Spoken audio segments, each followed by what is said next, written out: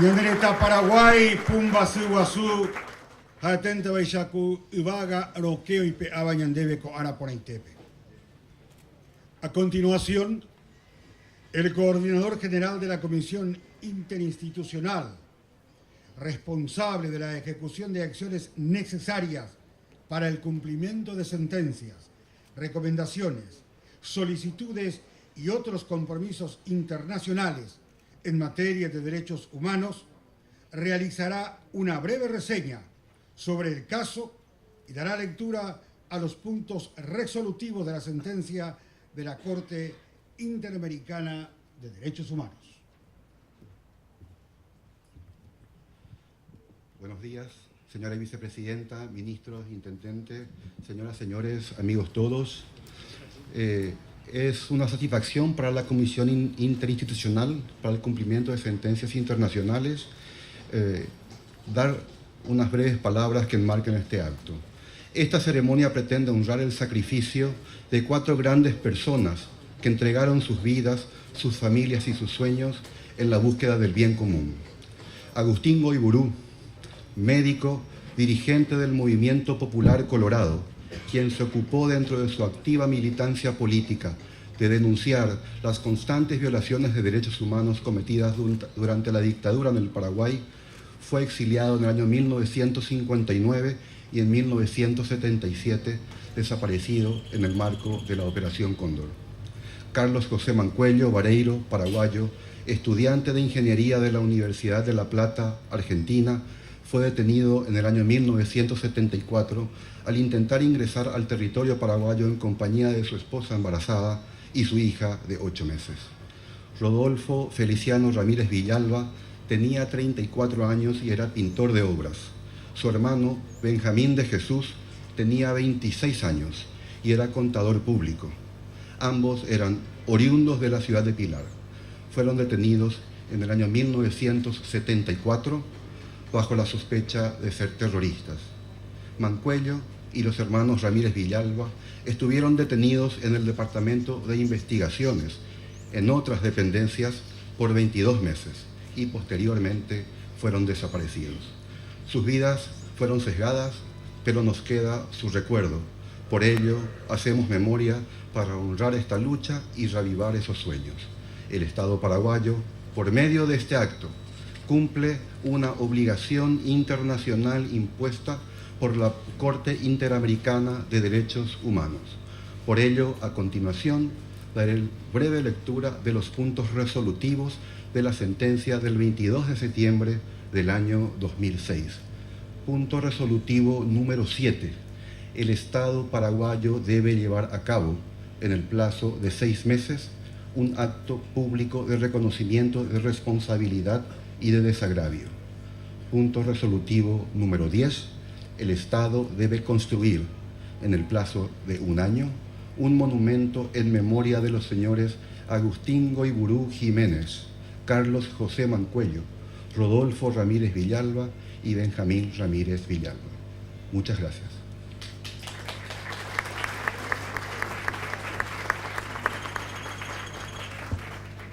En la continuidad de este justiciero acto, escucharemos las palabras de la señora vicepresidenta de la República del Paraguay, Su Excelencia doña Alicia Pucheta, quien en representación del Estado paraguayo dará las palabras de reconocimiento de la responsabilidad estatal y desagravio, así como las disculpas públicas a sus familiares por la desaparición forzada de los señores Agustín Goiburu Jiménez, Carlos Mancuello Vareiro, Rodolfo y Benjamín Ramírez Villalba. Invitamos a la excelentísima señora vicepresidenta.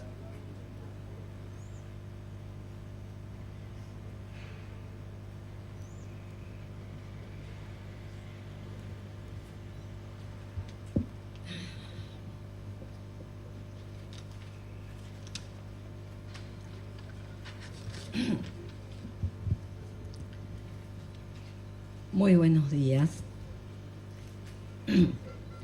En primer lugar, quiero agradecer a Dios por regalarnos este sol que ilumina realmente este acto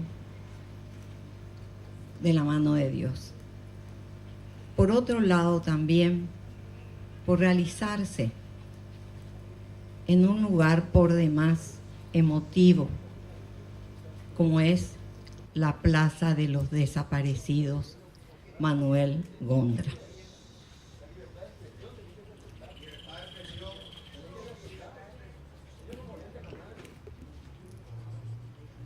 Realmente quiero destacar que si bien el Estado realiza a través de mi persona este reconocimiento de responsabilidad y de desagravio, considero que al dar lectura, como lo hizo Marcelo Scapini, a la parte resolutiva del fallo de la Corte Interamericana de Derechos Humanos, son palabras, pero este reconocimiento más que nada es moral, porque los derechos humanos son derechos naturales reforzados por la ley. Eso es lo que hizo la Corte, reforzado por la ley, pero antes que eso son derechos humanos, es el respeto a la dignidad del ser humano. Y en este sentido, este acto público de reconocimiento, de responsabilidad y desagravio por la detención ilegal y arbitraria, tortura y desaparición forzada de los señores Agustín Goiburu, Carlos José Mancuello y de los hermanos Rodolfo y Benjamín Ramírez Villalba, lo estoy haciendo en representación del Estado paraguayo y, como ya lo anticipé, en cumplimiento de la parte resolutiva del fallo de la Corte Interamericana de Derechos Humanos.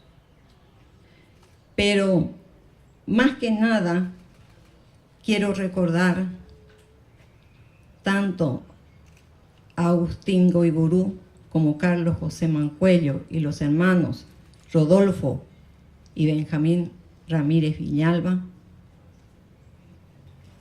en una, por decir, breve síntesis, porque es más, como ya lo dije, una situación que las palabras no pueden traducir el sentimiento que nos produce recordar. Por ejemplo, que en fecha 23 de noviembre de 1974 fueron detenidos los hermanos Benjamín y Rodolfo Ramírez Villalba, y el señor Carlos José Mancuello Vareiro, el 25 de noviembre de 1974, en la aduana paraguaya, cuando ingresaba al país desde Argentina, y el doctor Agustín Goiburú, en fecha 9 de febrero de 1977, que fue detenido arbitrariamente en Argentina, donde se lo mantuvo incomunicado, torturado y posteriormente desaparecido, siendo víctima del operativo Cóndor, considerado como uno de los crímenes transnacionales más atroces en el ejercicio del terrorismo de Estado en tiempos modernos. Asimismo, en el presente acto expresamos las disculpas públicas por el agravio ocasionado a los familiares, víctimas también, como doña Elba Elisa Benítez Feliú de Goiburú, Rogelio Agustín Goiburú Benítez y Rolando Agustín Goiburú Benítez. También hacemos llegar nuestras disculpas públicas a Patricia Jazmín Goiburú Benítez, a Rosa Mujica Jiménez, a Gladys Esther Ríos de Mancuello, Claudia Anaí Mancuello Ríos, Carlos Marcelo Mancuello Ríos, Ana Arminda Vareiro de Mancuello, Mario Mancuello Vareiro,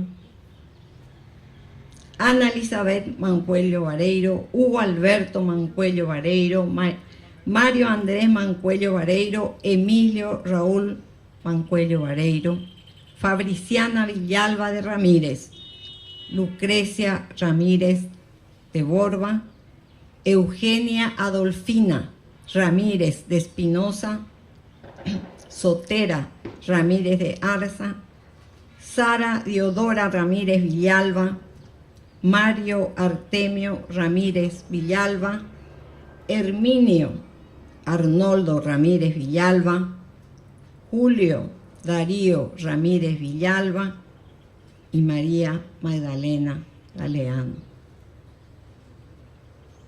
Y esto me hace recordar de Pilar. Con estas palabras me permito expresarle la más sincera intención de que estas palabras se han realizado, si bien dentro de un marco normativo, como es la parte resolutiva de la Corte Interamericana de Derechos Humanos, sé que va a ser difícil dar satisfacción moral a las víctimas, pero los fallos de la Corte Interamericana se acatan, y en ese sentido lo hago, pero destacando que es más, repito, un deber moral antes que jurídico. También quiero destacar el testimonio de la voluntad de la República del Paraguay de honrar los derechos y obligaciones inherentes a la ratificación de cada uno de los instrumentos de protección de la dignidad humana, que repito, antes que nada son derechos naturales, que forma parte del Sistema Interamericano de Derechos Humanos como del sistema universal, para que hechos como los que hoy nos convocan nunca más se repitan en la historia de la República del Paraguay. Muchas gracias por su presencia.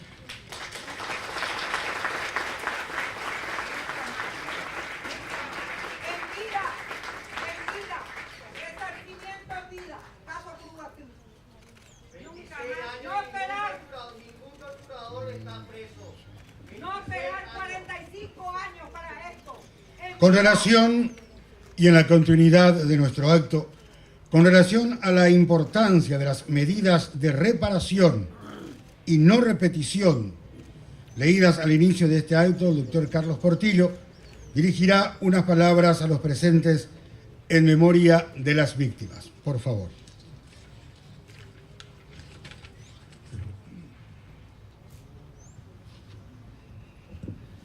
Muchas gracias, buenos días. Buen año también hay que desear. Yo no soy muy aficionado o adepto a los protocolos porque tendría que tener la lista de las autoridades ilustres presentes. Entonces mi saludo va dirigida sobre todo a la colectividad humana.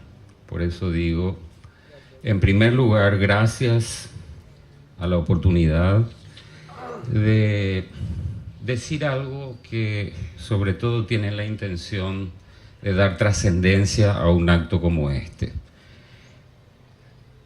Recordar es un ejercicio de la memoria, no solamente necesario, porque a través del rescate, del recuerdo de hechos, estamos dando trascendencia a cosas que pretenden ser sepultadas en el pasado. Es además inevitable, porque si la colectividad y la memoria humana olvida o no recuerda ciertos hechos, comete el pecado, el error o el riesgo de repetirlas y de que queden permanentes crímenes de lesa humanidad que aún no han sido resueltos. Recordar, si no lo hacemos, estos hechos que tuvieron un impacto y una envergadura no solamente nacional, sino regional y posiblemente mundial, porque la práctica de violaciones a los derechos humanos fue una práctica sistemática, masiva, en cierta época de nuestra historia reciente. Y Paraguay no escapa de esa tendencia a aplicar la desaparición forzada, que fue uno de los últimos métodos, digamos, consagrados. Antes el dolor humano, la tortura, era exhibida públicamente, era hecha a cara descubierta. Las autoridades de la Inquisición lo hacían públicamente. En el siglo XX ya hubo un ocultamiento relativo. Los hechos se hacían dentro de cierta clandestinidad. Por eso también que el término adecuado, en vez de llamar una detención al caso de todas y todos los desaparecidos, porque hay mujeres también en la lista de desapariciones, es hablar de secuestro. Ese es el término más apropiado, porque las personas no fueron detenidas legalmente. Una detención es algo que figura como un procedimiento que se hace a través de un método policial o a través de una orden judicial. Eso fue un secuestro. Entonces, cuando esclarecemos la memoria, estamos intentando de develar situaciones que hasta hoy siguen siendo fantasmáticas, que arrojan una duda y arrojan confrontaciones, generan confrontaciones en la opinión pública y en la conducta humana. Hay gente que no quiere ver, hay gente que aún tiene la tendencia, y cuando yo con Rogelio y muchos compañeros, Rolando, nos empeñamos en identificar, nuestra intención no es revolver, o no fue, o no es hoy, o no seguirá siendo la intención de revolver hechos dolorosos del pasado. Estos hechos, además, no solamente son hechos que se perpetraron por intenciones humanas individuales. Fue una práctica cometida desde el Estado, desde el gobierno, y que son prácticas definitorias porque implican una manera de ejercer el poder, una manera que está marcada por el abuso, la discriminación, la exclusión y la intención de controlar de manera totalitaria todo esbozo de oposición, sea esta oposición de manera pacífica o de manera beligerante. Entonces, cuando recordamos esto, la envergadura y el impacto que genera nos involucra a todos, nos involucra a la especie humana. Por eso que cuando evocamos estas personas, estos nombres, tenemos que interpretar, tenemos que entender que no fueron agresiones que además importan el arco completo de violaciones a los derechos humanos, que van desde la detención arbitraria a la imposibilidad de ejercer una defensa legalmente establecida, al ocultamiento de la información de dónde están desde el momento en que son secuestrados, por lo tanto la negación del acceso a la información, porque la desaparición implica eso, implica el secuestro o la detención y el desconocimiento del paradero. Es más, ni siquiera para la cultura cristiana o todas las culturas universales que dan una sepultura de alguna manera a las personas que son fallecidas se pueden concretar. No existe el cuerpo presente, no existe el velatorio. Por lo tanto, es un duelo imposible de realizar, porque están desaparecidas estas personas. No podemos, incluso plantea cuestiones sucesorias legales, en el sentido de abrir una sucesión cuando una persona está desaparecida, a pesar de que hay intenciones o intentos de legislación de establecer cuando pasado determinado periodo la declaración de fallecimiento o presunción de fallecimiento, como establece la ley.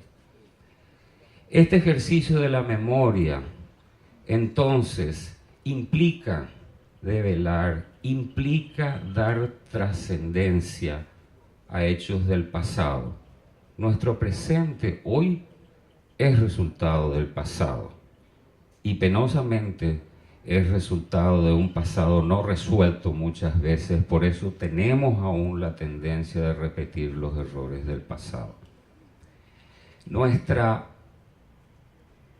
Nuestro hoy, nuestro presente, implica también la aceptación, el reconocimiento de entender que estas personas, Agustín, Rodolfo, Benjamín, Carlos José, y todos los involucrados familiares, porque en este caso de la desaparición los familiares son también afectados o víctimas o sobrevivientes directos por el impacto que genera. La desaparición, la historia muestra además que tiene un impacto no solamente en familiares, tiene un efecto sobre la ciudadanía toda.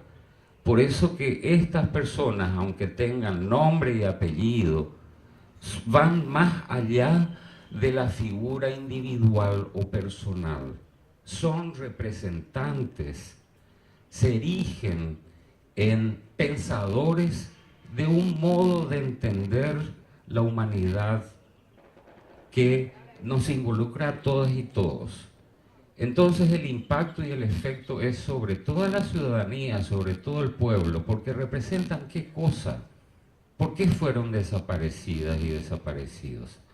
Representan un modo de entender la humanidad, representan un pensamiento colectivo, representan un sueño, representan una lucha.